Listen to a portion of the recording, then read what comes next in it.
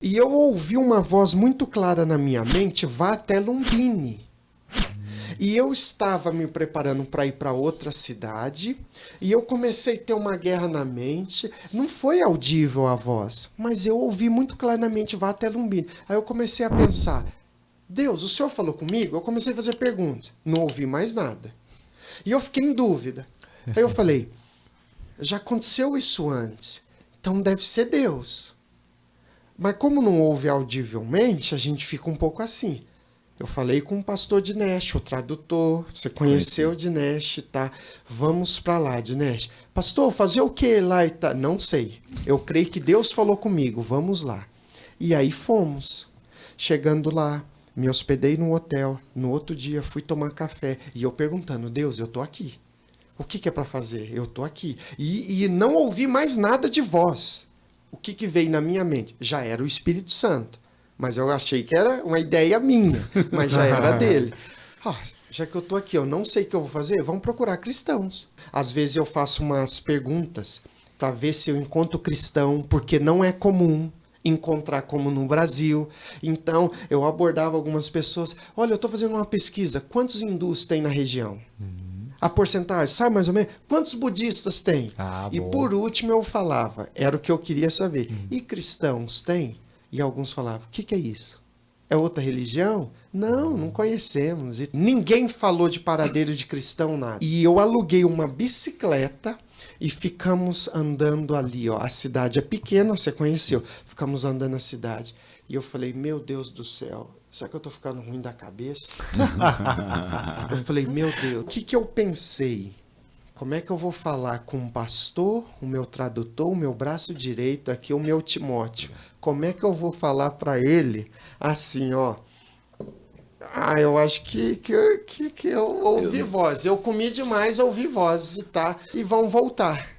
Eu falei, meu Deus, você sai animado para algumas coisas. Quando não acontece no tempo que você imagina, aí o desânimo bate a porta. Bate a dúvida também, né? A dúvida, João, chega e fala, esse é o Cordeiro de Deus que tira o pecado do mundo. É linda essa frase dele. Daqui a pouco ele está preso. As circunstâncias mudaram.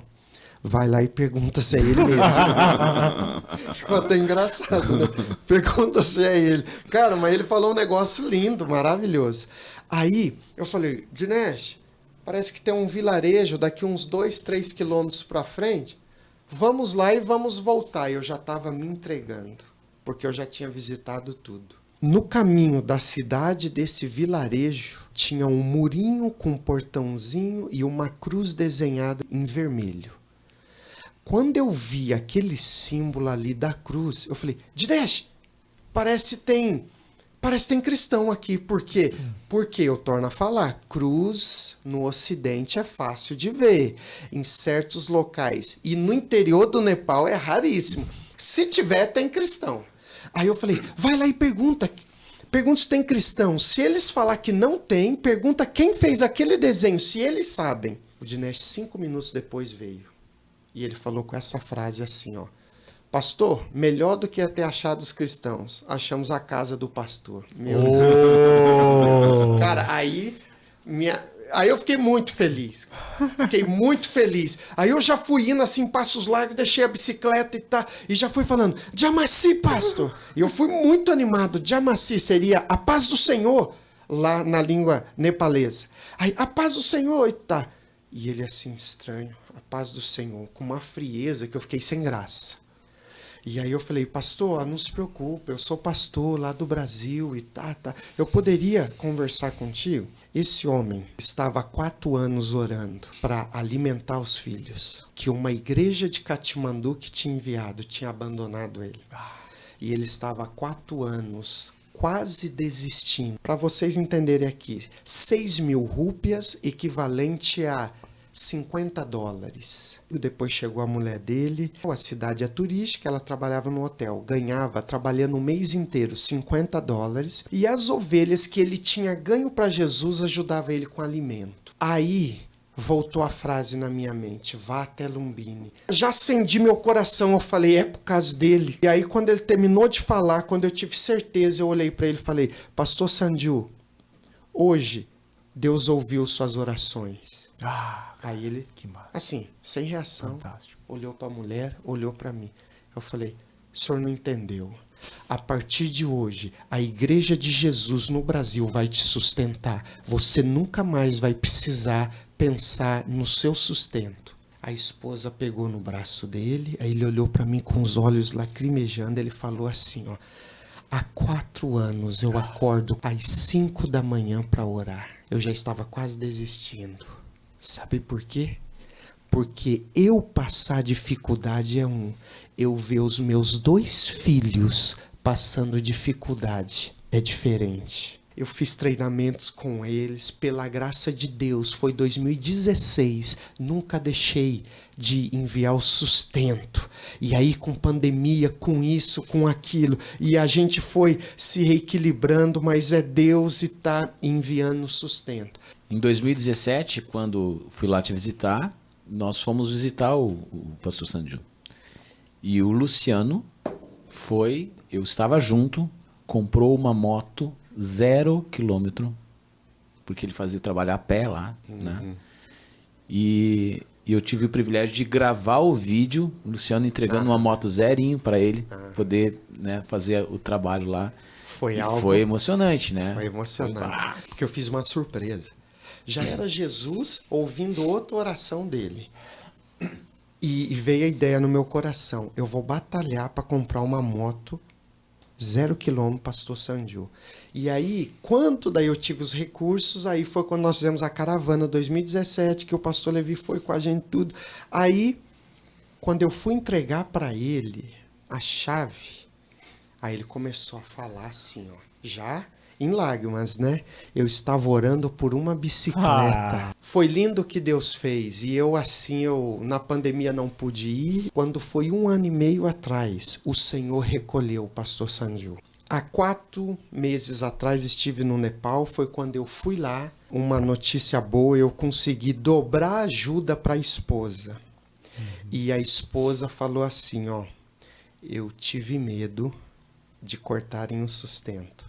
Porque tem organizações que eles são muito razão. O marido morreu e eles pararam de ajudar porque a esposa era missionária também, mas o marido trabalhava só com igrejas e a esposa com crianças. Não era a visão deles de trabalhar com crianças. Cortaram. A Bíblia é explícita em dizer a verdadeira religião, ajudar órfãos e viúvas. Se é que tem uma religião, é essa. E aí eu falei, mas por que o medo? E tá, não, porque ele era o pastor e ele estava com a igreja. Eu falei assim, ó, minha irmã, pela palavra de Deus, agora nós temos que ajudar muito mais. E aí eu consegui dobrar a oferta dela. E foi algo tão lindo que aconteceu. Eu saí muito feliz do Nepal. Sabe o que aconteceu, Gustavo? Aí a filha dele, que era adolescente, em 2016, quando eu conheci, hoje tinha 19 anos, já tinha se formado no 2º grau. E eu conversando com ela, e eu falei assim, Anu, o nome dela, Anu. Eu falei, Anu, e você? E o que você pretende fazer do futuro? Ela falou assim, meu sonho era fazer a faculdade de enfermagem, né? Anu, e você? E o que você pretende fazer do futuro? Ela falou assim, meu sonho era fazer a faculdade de enfermagem, né? E aí eu não vou fazer isso porque é caro, mas eu vou tentar outros cursos, tá? E a menina inteligente, falando inglês, entendeu? Que não são todos que falam inglês. E falando inglês, tá? Aí eu fiquei ruminando aquilo lá, ruminando. Eu falei, mas você sabe quanto que é por mês? Como que funciona? Tal? Ela falou, não. Ela falou, não, eu só sei que é muito caro. Uma faculdade de enfermagem aqui. Eu falei, mas você, quanto que seria mais ou menos e tá? Ela falou, olha, eu tenho uma amiga que faz essa faculdade. Eu falei, você tem o telefone dela? Ela falou, tenho. Eu falei, liga para ela e pergunta. $1.000 e poucos por ano, a faculdade. E aí, no final, eu já tinha pensado. Eu falei assim, ó, não desista do... Primeiro, eu já tinha perguntado para ela. Eu falei, Jesus realiza sonhos. Por que você está pensando em fazer outras coisas? Ela falou, pelo valor. E aí eu falei... Aí, no final, quando eu estava despedindo, eu falei assim, ó, eu vou batalhar. Jesus vai te dar essa faculdade. E aí eu falei assim, ó, eu empenho a minha palavra que nós vamos te enviar para a faculdade. Deu certo e ela começou na Índia a faculdade. Ela já está na Índia fazendo enfermagem. Dando a história da família inteira, né? E eu cheguei para ela e falei assim, ó, um dia eu vou estar com meu amigo lá no céu Sanju. E eu pude ajudar a filha dele a se formar, realizar o sonho dela. Então, assim, ó, é privilégio para nós. Eles nos agradecem muito. Eu fico constrangido. Por quê? Porque é Jesus.